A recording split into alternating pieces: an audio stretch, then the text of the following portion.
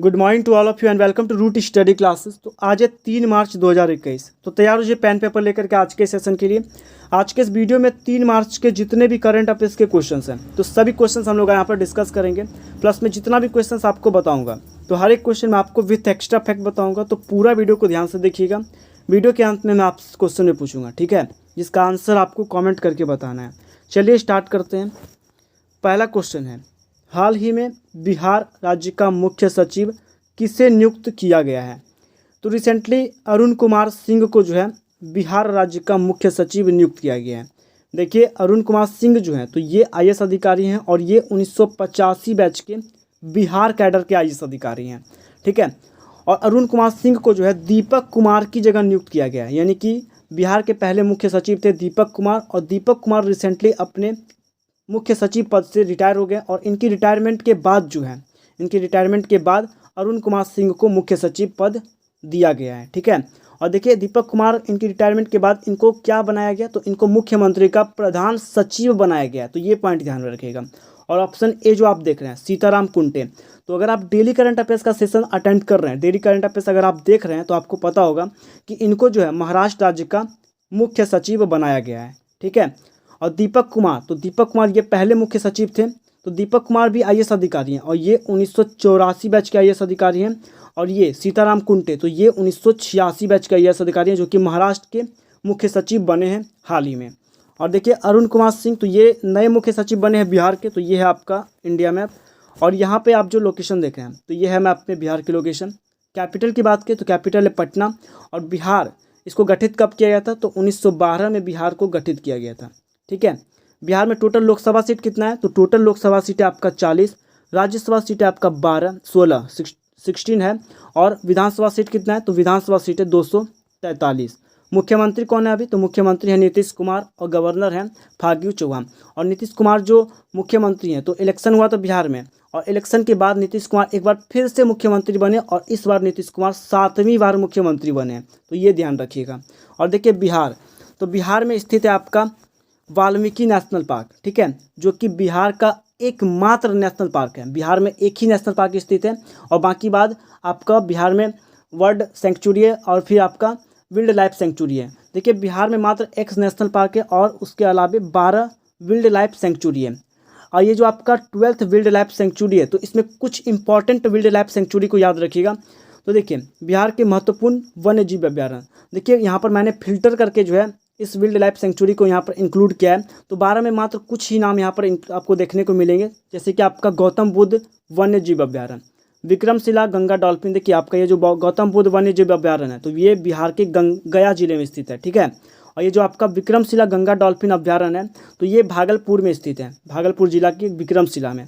उसके बाद भीम बांध वन्य जीव अभ्यारण्य तो ये आपके मुंगेर में पड़ता है। और उसके बाद कैमूर वन्य जीव अभ्यारण्य और ये आपके कैमूर डिस्ट्रिक्ट में है। तो ये कुछ इंपॉर्टेंट नाम याद रखिएगा, 12 में से ये कुछ इंपॉर्टेंट है, फिल्टर करके यहाँ पर इंक्लूड किया गया है जो आपके लिए इंपॉर्टेंट है। नेक्स्ट क्वेश्चन की ओर बढ़ते हैं।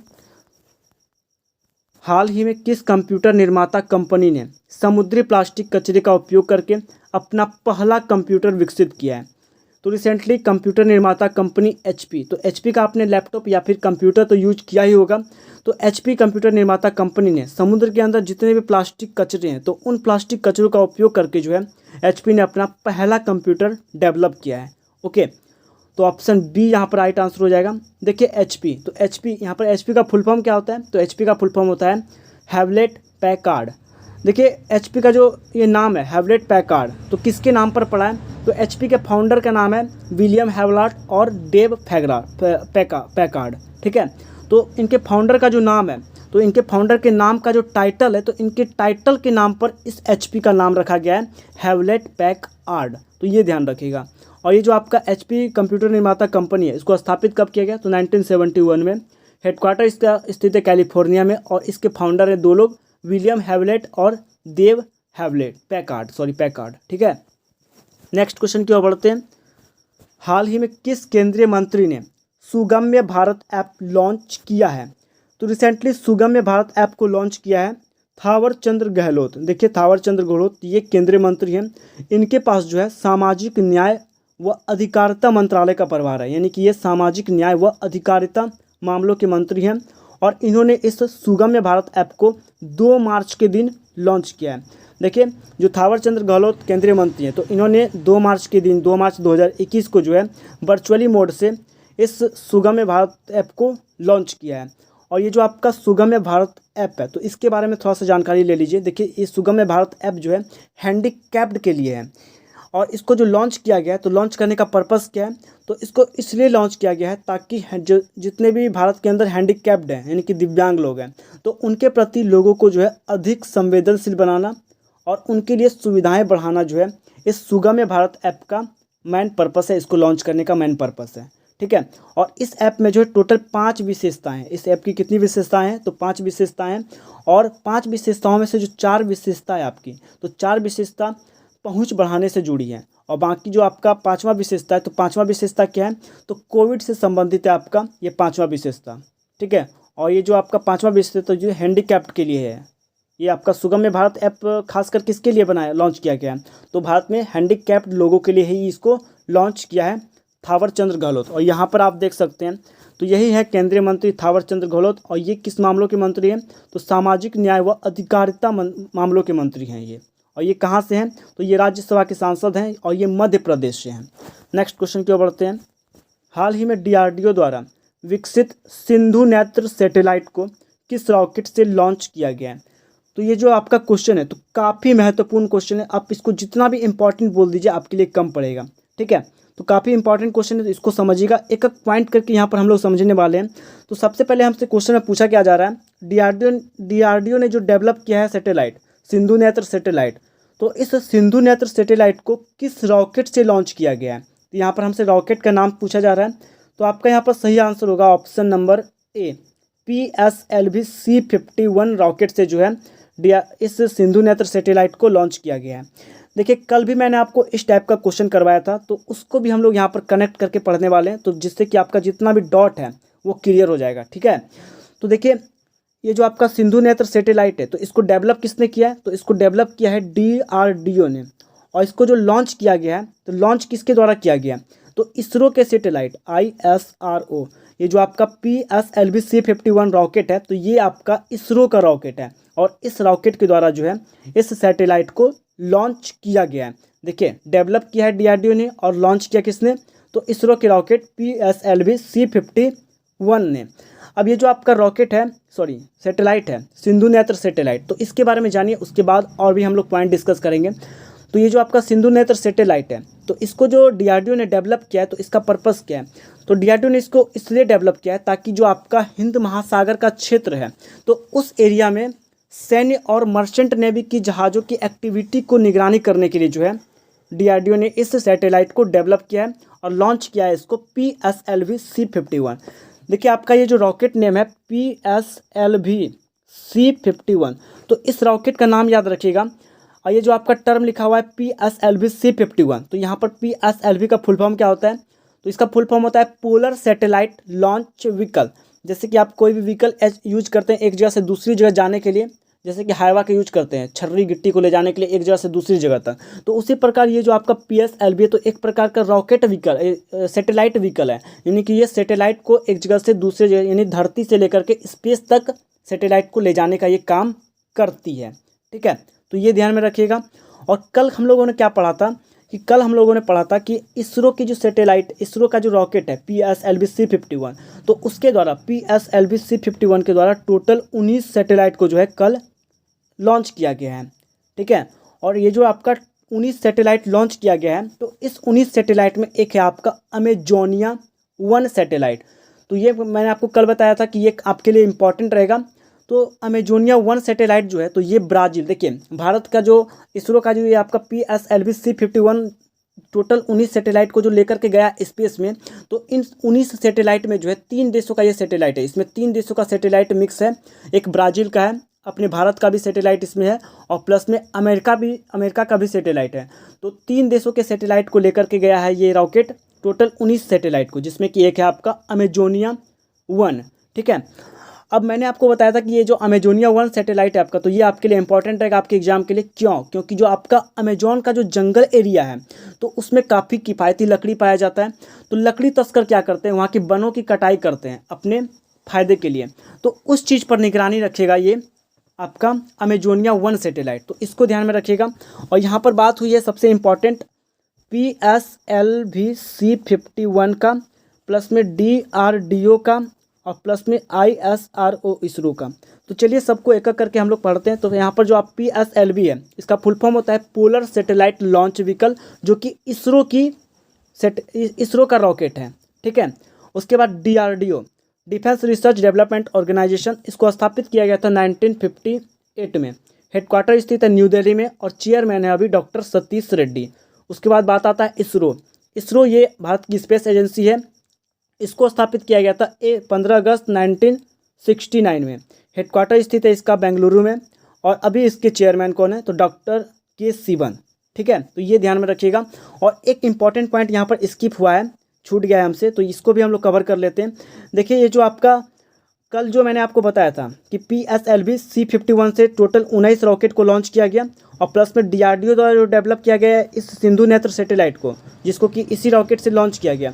तो इन सभी को जो लॉन्च किया जा रहा है, तो कहाँ से लॉन्च किया जा रहा है, लोकेशन याद रखिएगा, आंध्र प्रदेश में स्थित है आपका श्रीहरिकोटा सतीश धवन स्पेस सेंटर।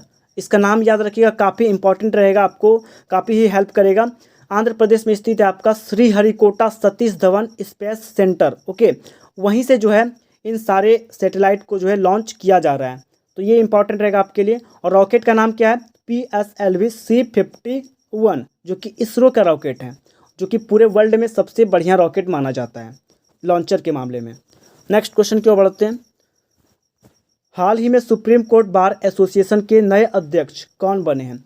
तो देखिए सुप्रीम कोर्ट बार एसोसिएशन के नए चेयरमैन बन गए हैं विकास सिंह, सीनियर एडवोकेट है विकास सिंह। और यहाँ पर आप देख सकते हैं तो यही है विकास सिंह। देखिए यहाँ पर जो अध्यक्ष पद के लिए जो चुना जाता है, तो इसके लिए पहले चुनाव हुआ है, तो और चुनाव में जो है विकास सिंह ने डॉक्टर आदिश अग्रवाल को हरा दिया है। कितना वोट से इसको हराया है इन्होंने, तो 344 वोटों से विकास सिंह ने इनको पछाड़ा है और 344 वोटों से पछाड़ करके ये अध्यक्ष बन गए हैं सुप्रीम कोर्ट बार एसोसिएशन के, ठीक है। तो ये ध्यान में रखिएगा। और देखिए विकास सिंह, तो ये सीनियर एडवोकेट है विकास सिंह, तो ये सुप्रीम कोर्ट बार एसोसिएशन के प्रेसिडेंट बने। उसके बाद वाइस प्रेसिडेंट कौन बने हैं सुप्रीम कोर्ट बार एसोसिएशन के, तो ये हैं प्रदीप कुमार रॉय। तो इन दोनों का नाम याद रखिएगा। और किनके बीच ये चुनाव हुआ था, अध्यक्ष पद का चुनाव, तो विकास सिंह और आदिश अग्रवाल, ये दो पक्ष थे और इसमें कि विकास सिंह की जीत हुई है और आदिश अग्रवाल की हार हुई है। और यहाँ पर आप देख सकते हैं यही है आदिश अग्रवाल। नेक्स्ट क्वेश्चन क्या है, हाल ही में advantage India the story of Indian tennis नामक पुस्तक किसने लिखी है? तो ये जो पुस्तक है advantage India the story of Indian tennis, तो इसको लिखा है अनिंद्या दत्ता ने, ठीक है। और ये जो पुस्तक लिखी गई है the story advantage India the story of Indian tennis, तो ये पुस्तक जो है भारतीय टेनिस के इतिहास पर लिखी गई है, तो ये ध्यान में रखिएगा। और लिखा किसने है, तो अनिंद्या दत्ता। तो ऑप्शन बी राइट आंसर हो जाएगा आपका। नेक्स्ट क्वेश्चन की ओर बढ़ते हैं। हाल ही में किस राज्य के वन मंत्री संजय राठौड़ ने अपने मंत्री पद से इस्तीफा दिया है? तो रिसेंटली महाराष्ट्र राज्य के वन मंत्री हैं संजय राठौड़ और इन्होंने अपने मंत्री पद से जो है इस्तीफा दे दिया है। और यहाँ पर आप देख सकते हैं तो यही है संजय राठौड़, ठीक है। और महाराष्ट्र के ये वन मंत्री हैं और इन्होंने अपने पद से रिजाइन किया है। तो यहाँ पर आप देख सकते हैं ये है मैप में महाराष्ट्र की लोकेशन। कैपिटल की बात करें तो कैपिटल है महाराष्ट्र की मुंबई और प्रेजेंट टाइम में मुख्यमंत्री हैं उद्धव ठाकरे। गवर्नर कौन है, तो गवर्नर हैं भगत सिंह कोश्यारी। और देखिए महाराष्ट्र में टोटल लोकसभा सीट कितना है, तो 48 लोकसभा सीट है। राज्यसभा सीट कितना है, तो महाराष्ट्र में टोटल राज्यसभा सीट 19 है और विधानसभा सीट है 288। तो ये ध्यान रखिएगा। और महाराष्ट्र से भारत का कितना राज्य महाराष्ट्र को टच करता है, तो भारत का टोटल 6 राज्य ऐसा है जो महाराष्ट्र को टच करता है। एक है आपका गुजरात, उसके बाद मध्य प्रदेश, छत्तीसगढ़, तेलंगाना, कर्नाटक और आपका गोवा। भारत का सबसे छोटे राज्य की गिनती में क्षेत्रफल की दृष्टि से सबसे छोटा राज्य आपका है गोवा। तो इसको ध्यान में रखिएगा, ठीक है। नेक्स्ट क्वेश्चन की ओर बढ़ते हैं। हाल ही में किस बैंक ने पीएम केयर्स फंड में 11 करोड़ रुपया का दान दिया है? तो रिसेंटली भारतीय स्टेट बैंक, जिसको हम लोग SBI के नाम से जानते हैं, तो भारतीय स्टेट बैंक ने पीएम केयर्स फंड में जो है टोटल 11 करोड़ रुपया का दान दिया है, ठीक है। और यहाँ पर जो आपका टर्म लिखा हुआ है पीएम केयर्स फंड, तो इसके बारे में पहले जान लीजिए। तो देखिए आपका जो पीएम केयर्स फंड है तो ये क्या है, तो किसी भी प्रकार की महामारी तथा आपातकाल की स्थिति में राहत पहुंचाने के लिए जो है इस पीएम केयर्स फंड को स्टार्ट किया गया है प्रधानमंत्री नरेंद्र मोदी के द्वारा। और ये जो आपका पीएम केयर्स फंड है, आपको पता होगा कि जो हमारा 2020 का साल रहा तो ये कोरोना साल रहा। तो किसी भी अभी मान लीजिए कोरोना आया है, आने वाले विगत वर्षों में और भी कोई महामारी आए, भगवान ना करे कि महामारी आए, लेकिन मान लीजिए अगर सपोज भविष्य में कोई किसी भी प्रकार की महामारी आती है तो उसको ध्यान में रखते हुए जो है किसी भी महामारी या भविष्य में कोई भी इमरजेंसी अगर पड़ जाए तो उसके लिए जो है इस पीएम केयर्स फंड को स्टार्ट किया गया है। इसको स्टार्ट किया गया 28 मार्च 2020 में, ठीक है। और हेडक्वार्टर कहाँ पर स्थित है इस पीएम केयर्स फंड का? तो इसका हेडक्वार्टर है प्रधानमंत्री कार्यालय न्यू दिल्ली। और चेयरमैन कौन है? तो चेयरमैन है नरेंद्र मोदी। और इसका सदस्यता किनके किनके पास है, यानी कि इसकी मेंबरशिप कौन कौन है? तो अमित शाह जो कि होम मिनिस्टर है, निर्मला सीतारमण जो कि वित्त मंत्री है, और राजनाथ सिंह जो कि रक्षा मंत्री हैं। तो ये तीन केंद्रीय मंत्री जो हैं इस पीएम केयर्स फंड में मेंबरशिप के रूप में है। तो ये ध्यान में रखिएगा, ठीक है। और अभी एसबीआई ने 11 करोड़ रुपया का दान दिया है। तो एसबीआई के बारे में जान लीजिए। स्टेट बैंक ऑफ इंडिया, इसको स्थापित किया गया था 1 जुलाई 1955 में, 1955 में। हेडक्वार्टर स्थित है मुंबई में। और चेयरमैन कौन है? तो दिनेश कुमार खारा, ठीक है। नेक्स्ट क्वेश्चन क्या है? हाल ही में कौन सेंट्रल बैंक ऑफ इंडिया के नए एमडी तथा सीईओ बने हैं? तो सेंट्रल बैंक ऑफ इंडिया के जो नए प्रबंध निदेशक तथा मुख्य कार्यकारी अधिकारी, तो ये बन गए हैं मातम वेंकट राव। ओके, मातम वेंकट राव ये अभी सेंट्रल बैंक ऑफ इंडिया के नए प्रबंध निदेशक यानी कि एमडी तथा मुख्य कार्यकारी अधिकारी यानी कि चीफ एग्जीक्यूटिव ऑफिसर अपॉइंट हुए हैं। और यहाँ पर आप देख सकते हैं, तो यही हैं मातम वेंकट राव। और यहाँ पर बात हुई है सेंट्रल बैंक ऑफ इंडिया, तो सेंट्रल बैंक ऑफ इंडिया के एमडी सीईओ बने हैं मातम वेंकट राव। तो इस बैंक के बारे में जान लीजिए। तो इस बैंक को स्थापित किया गया था 1911 में। फुल डेट याद रखिए, 31 दिसंबर 1911 में इस बैंक को स्टेबलाइज किया गया। हेडक्वार्टर इसका स्थित है कहाँ पर? तो मुंबई में, ठीक है। नेक्स्ट क्वेश्चन की ओर बढ़ते हैं। हाल ही में किस देश ने जॉनसन एंड जॉनसन वैक्सीन को मंजूरी दिया है? तो देखिए, जॉनसन एंड जॉनसन वैक्सीन को मंजूरी दिया है अभी अमेरिका। देखिए, जॉनसन एंड जॉनसन वैक्सीन का जो एक खुराक, मात्र इसका एक खुराक ही जो है काफ़ी प्रभावशाली है, काफ़ी प्रभावशाली वैक्सीन है आपका जॉनसन एंड जॉनसन। तो इसको ध्यान रखिएगा। तो अमेरिका वो देश है जिसने कि इस जॉनसन एंड जॉनसन वैक्सीन को मंजूरी दे दी है। अब अमेरिका, तो अमेरिका की राजधानी क्या है? तो अमेरिका की राजधानी है वाशिंगटन डीसी और करेंसी है यूएसडी। यूएसडी कहने का मतलब है यूनाइटेड स्टेट डॉलर। और अभी वहाँ के राष्ट्रपति बने हैं जो बाइडन, और पहले राष्ट्रपति थे डोनाल्ड ट्रंप। तो अभी जो नए राष्ट्रपति बने हैं जो बाइडन, तो ये अमेरिका के 46वें नंबर के राष्ट्रपति बने। तो इसको ध्यान में रखिएगा। और जो वहाँ की उपराष्ट्रपति बनी है, वाइस प्रेसिडेंट, तो वो बनी है कमला हैरिस जो कि भारतीय मूल की है। और कमला हैरिस जो है वहाँ की 49 नंबर की उपराष्ट्रपति बनी है। और कुछ अलग नाम याद रखिएगा, जैसे कि आपका विवेक मूर्ति। तो अमेरिका के जो प्रेसिडेंट हैं जो बाइडन, तो उन्होंने इनको विवेक मूर्ति को जो है, विवेक मूर्ति ये भारतीय मूल के हैं, और विवेक मूर्ति को अमेरिका का जनरल सर्जन अपॉइंट किया है जो बाइडन ने विवेक मूर्ति को। तो ये ध्यान रखिए। उसके बाद भाव्या लाल, तो अमेरिका की जो स्पेस एजेंसी है नासा, जिसको हम लोग, इसका फुल फॉर्म होता है national aeronautics and space administration. तो नासा का जो कार्यकारी अध्यक्ष है, तो वो भाव्या लाल को नियुक्त किया गया है। नेक्स्ट क्वेश्चन की ओर बढ़ते हैं। आंसर ऑफ द डे, तो पिछले वीडियो में जो मैं आपसे क्वेश्चन पूछा था तो उसका ये आंसर है। हाल ही में किस केंद्रीय मंत्री ने सरस आजीविका मेला का उद्घाटन किया है? तो देखिए, सरस आजीविका मेला, तो इस सरस आजीविका मेला का उद्घाटन किया है केंद्रीय मंत्री नरेंद्र सिंह तोमर ने। तो ऑप्शन ए यहाँ पर आपका राइट आंसर हो जाएगा। नेक्स्ट क्वेश्चन है क्वेश्चन ऑफ द डे। इसका आंसर आपको कमेंट करके बताना है क्या होगा। हाल ही में किस राज्य के मुख्यमंत्री हैं? हाल ही में किस राज्य के मुख्यमंत्री ने, यहाँ पर मिस प्रिंट है लिखा गया है, किस राज्य के मुख्यमंत्री ने प्रौद्योगिकी नवाचार हब का उद्घाटन किया है? ऑप्शन दिया हुआ है उत्तर प्रदेश, हिमाचल प्रदेश, उत्तराखंड, इनमें से कोई नहीं, ठीक है। तो प्रौद्योगिकी नवाचार हब का जो उद्घाटन है तो किस राज्य के सीएम ने किया है? ऑप्शन आपको दिया हुआ है। इसका जो आंसर है आपको कमेंट करके बताना है क्या होगा सही आंसर। तो कमेंट जरूर कीजिए। और अगर आपको वीडियो अच्छा लगता है तो ज़्यादा से ज़्यादा हो सके तो वीडियो को शेयर कीजिएगा, ठीक है। और वीडियो को लाइक करना मत भूलिएगा। तो चलिए मिलते हैं नेक्स्ट वीडियो में, तब तक के लिए जय हिंद, जय भारत।